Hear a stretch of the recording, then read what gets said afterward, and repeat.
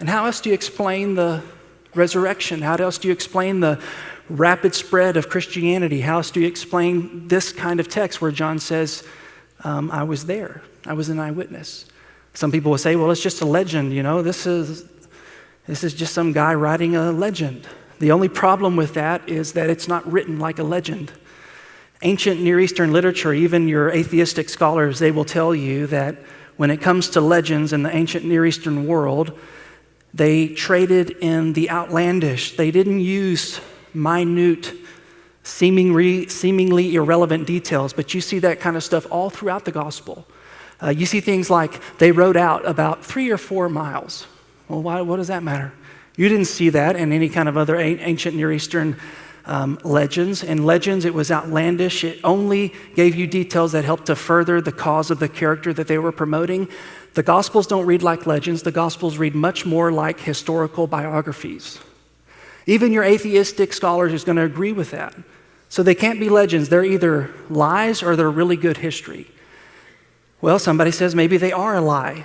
Well, here's the thing about a lie. If you're going to start a religion based on a lie, you want to be sure to write down that religion after everyone who can disprove it is dead. But that's not what happens with the Gospels. In the Gospels, they're written within 40 years of the start of Christianity.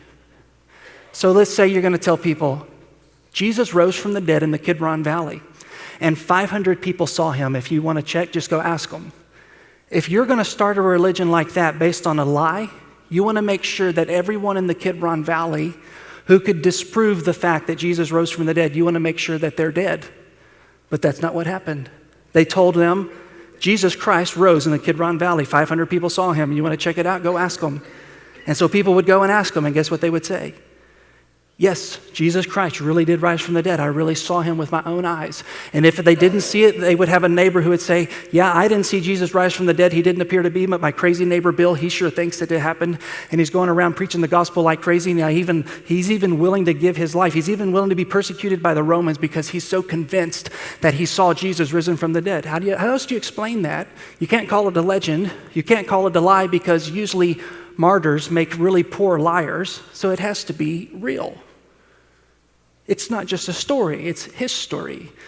The message of Christmas, the story of Christmas, is not just a nice thing to believe. It's a historically verifiable event, and the resurrection proves that Christmas is real.